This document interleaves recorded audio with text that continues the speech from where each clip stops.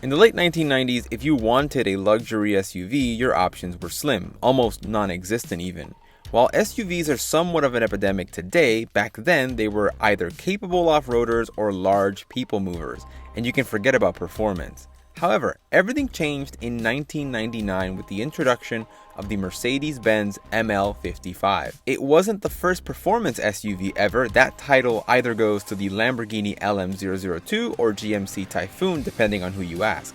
But it created a winning formula, one that remains largely unchanged over 2 decades later. This is a perfect example of that formula. It's the latest Mercedes AMG GLE 63 S Coupe and the ML55's direct descendant. But in order to understand why the GLE is what it is and the performance SUV segment in general, we need to first focus on its great-grandparent. The ML55 arrived during a bit of an AMG craze. In the span of 12 months, we got the ML55, E55, and CL55 AMG, all featuring an AMG-developed version of the 5-liter V8 found in the SL500 and S500.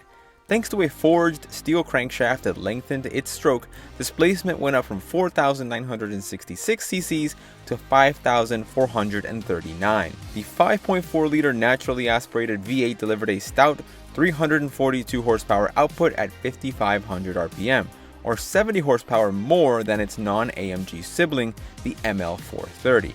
During Car and Driver's testing, the hot SUV pulled 0.74 Gs through the test track. Flash forward to today, that there are more 600 plus horsepower SUVs on sale than there are affordable sports cars. The GLE now counts on a smaller, twin turbocharged 4-liter V8. It develops 603 horsepower and 627 foot-pounds of torque. These Mercedes SUVs have a bit of a trick up their sleeve, and that is the EQ boost starter generator system, which is connected to a 48-volt electrical system. So what it does essentially, it sandwiches in between the engine and transmission and replaces the starter motor. So the auto start-stop system in this SUV is truly seamless. It's probably the best in the business. As you're moving through the rev range, it fills in torque to make this engine respond a little bit better.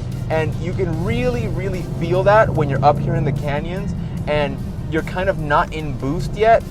You can feel that despite, being a turbocharged engine, you don't get that sort of characteristic lag, and that's because of the EQ boost system. The EQ boost system can put up to 21 horsepower and 184 foot-pounds of torque momentarily, of course. It doesn't just add it to the overall output of this SUV, or else it would have over like 800 foot-pounds of torque. So it's there to supplement, not to sort of drive the performance. And it does a really good job, because up here, the power feels pretty linear. Obviously, this is all-wheel drive. It has Mercedes' 4MATIC Plus system, and it has a 9-speed automatic transmission. That's not all that surprising. The surprising thing is that even only having 603 horsepower, it makes full use of them. If you've ever driven something like a Trackhawk or even the new Ram TRX, big, heavy vehicles with way more powerful than this one, I would still argue that this feels faster because the transmission is faster and it makes full use of that power. This thing has air suspension and it's adaptive. It actually has a couple neat little tricks. Depending on the drive mode, the GLE will change its height.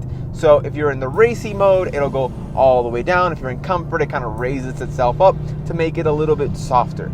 Even in the stiffest setting, which I am currently right now, it's not all that stiff. It's still pretty compliant. The downside to that is the fact that when you get up here, there's still plenty of body roll. Now this has like an active body roll management system, and I don't think it does really that great of a job. Now, it's a tall task because this is a huge, enormous SUV.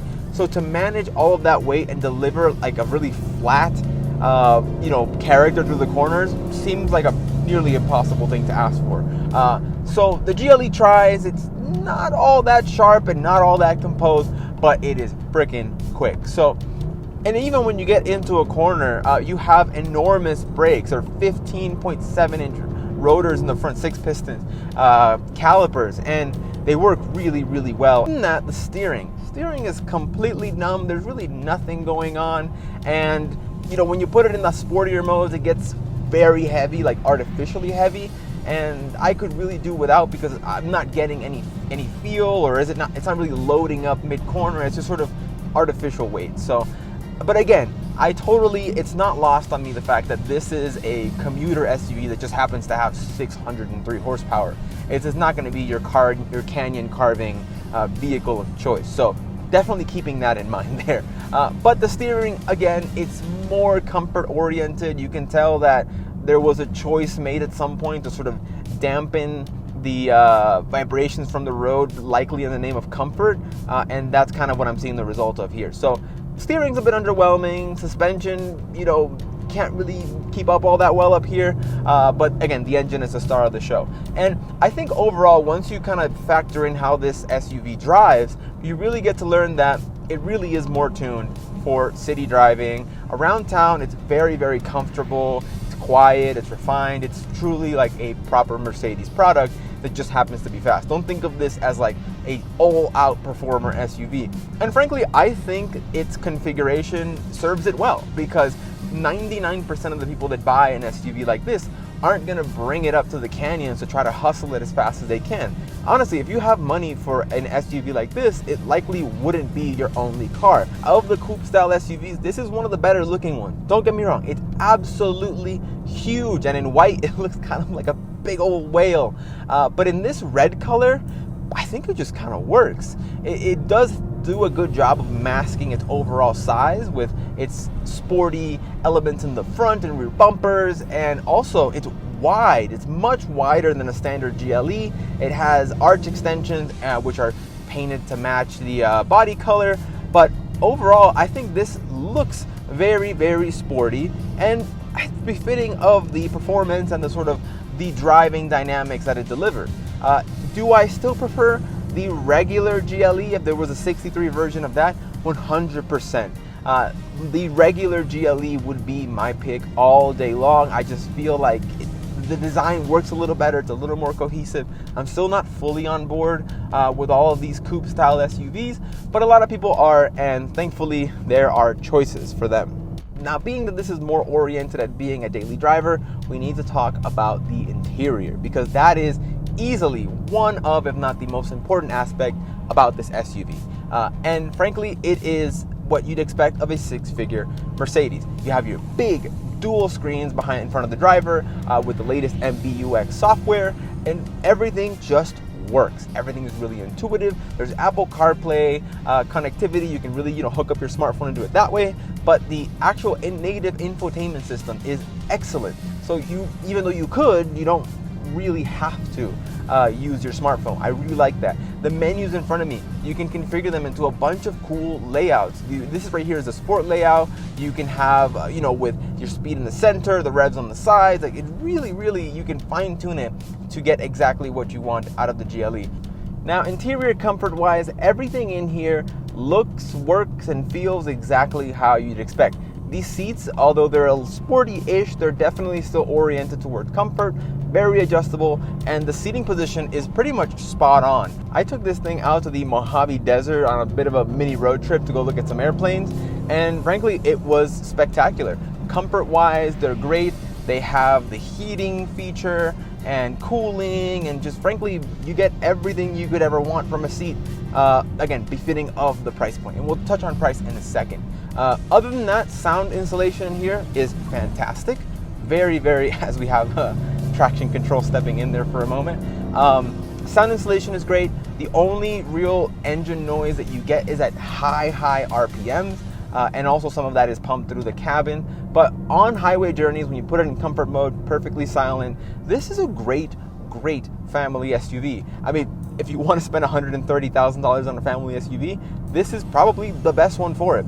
Plenty of space, plenty of comfort. It's so road trip friendly. It's incredibly fast, and just at that goal, it is absolutely wonderful. You currently cannot buy a brand new GLE 63S for the 2022 model year. For the 2021 model year, this SUV had a base price of $111,000. However, this one is optioned, is a little bit closer to $130,000. Do I think that is good value at that price point? Well, it frankly all comes down to how you look at this SUV. If you want a muscle SUV, so a daily driver that's comfortable, can chew up miles like nothing else, and is also incredibly fast, the GLE is hard to beat. It really is, because it just does a bunch of things really, really well. Now, if you're looking for a proper all-out sport SUV like a Lamborghini Urus Fighter, or something closer to like an Aston Martin DBX, this is not it. This is much more comfort focused, and it just doesn't have the handling dynamics to stand with those SUVs. For people that are going to buy this, drive this every single day to work, to run errands, to whatever, it is absolutely wonderful for that role. And I've really enjoyed my time with it. I mean, I've had this for about a week. I've put a little over 400 miles on it. I did a mini road trip. I've done runs in the canyons, and it's done everything I've asked of it, without a single complaint. And that's basically, I feel like that's, if we think about, like, boil it down to what the meaning of what a luxury item is, I think this is like the proper definition of a luxury item. It does everything you want it to do without a single hiccup, and it just makes your life easier. It just gives you without taking away. And that's the GLE 63. So I think with that, I want to thank you all so much for watching. Please make sure to like and subscribe to the channel. Leave suggestions below. I will be looking out for those. And until the next one, please take care.